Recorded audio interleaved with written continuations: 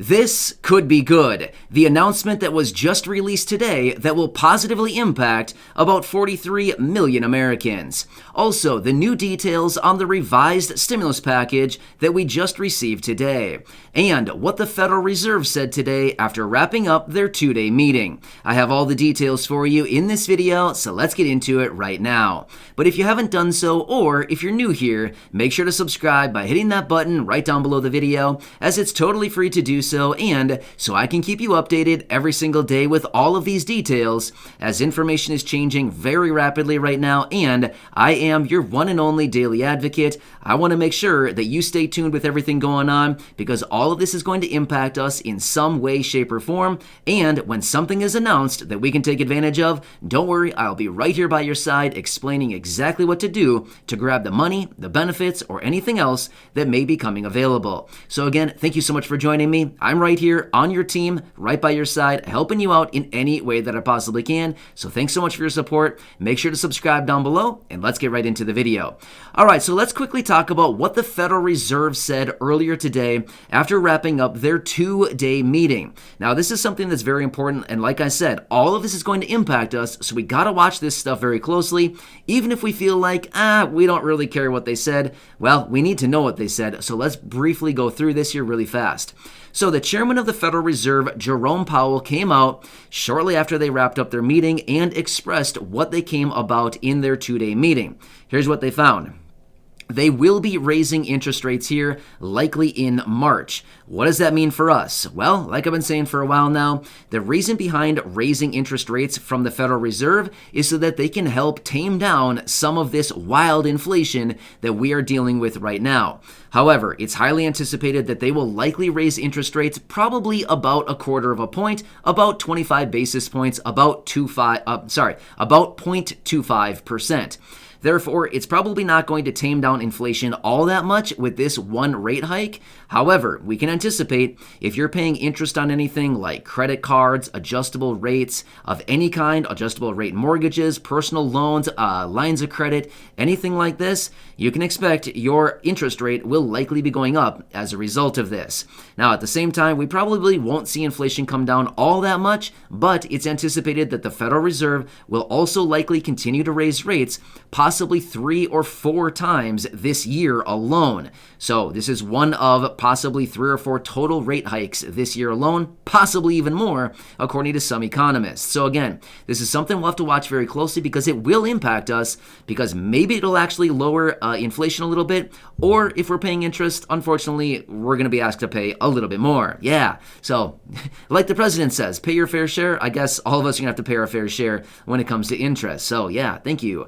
Great. We're excited to pay more interest, just what we want to do, right? So, but anyway, that came out today, and they didn't raise anything yet, but it's likely going to be happening in March. All right, let's quickly talk about the stimulus package, or the revised stimulus package is what I should call it, and these new updates that we got today. Now, in my last video that I just released a few hours ago, I talked about that announcement where they're going to be repealing and removing the SALT deductions out of the new revised stimulus package. However, interestingly enough, after they made that announcement of saying that they're going to repeal and remove the SALT deductions, we had some moderate Democrats come out, a few representatives, and said, yeah, if you guys do that, we're not going to vote for the bill. So, as you can see here, there's a lot of back and forth right now, and there's a lot of opposing different opinions and ideas on the stimulus package. So, once again, they can't fully repeal it, because if they lose any votes, they can lose a few votes in the House, but not many. It's very tight in the House as well, and in the Senate, they need literally every single Democratic vote in order to get these things through. So, with that being said, again, right here, you can see a little bit of contention going back and forth here, where some people are saying, yeah, we're going to remove it, and then all of a sudden we have the other representatives saying, not so fast, we're not voting for it if you do that. So it's likely going to go back to the drawing board. They will likely renegotiate some of the ideas around the SALT deduction and probably come together somewhere in the middle. But according to Bernie Sanders earlier today, he said that they were going to be removing the SALT deduction, but we'll have to see again, just like everything else. It's all just a big negotiation right now, and we will see what is going on. Also, let me quickly talk about a new report that I just came across that was released talking about food prices and how they are crushing the lower income and fixed income. Here's what we're finding. Last month alone, food prices were up 6.3% year over year. Therefore, they continue to say the lowest income and the fixed income beneficiaries out there right now are getting absolutely crushed when it comes to these increased food prices. A lot of times right now with all of these products out there where inflation is really running hot, a lot of times it's more like optional products, right? Things that we could buy if we wanted to, but not necessarily necessities to live.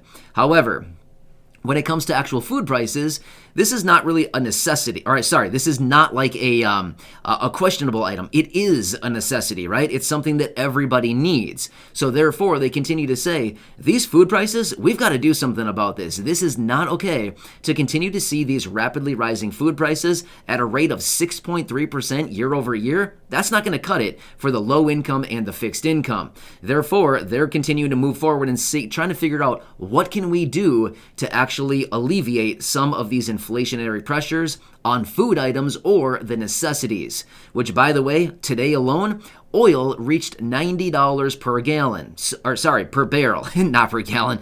That'd be unbelievable. $90 per barrel. Therefore, you can expect to pay more at the gas pump here very, very soon. Typically, gas prices raise almost immediately when oil prices go up. Gas prices typically go up very, very quickly as well. So, if you plan on filling up anytime soon, yeah, you're probably going to be paying more because this is the first time that oil has hit $90 a barrel since 2014. Yeah, so about, 8 years ago was the last time that oil was at this level of $90 per barrel, and some economists are saying it could reach $100 per barrel or even $120 per barrel this year alone. That would be approaching some record highs. So, yes, great. I mean, seriously, when is this going to end, right?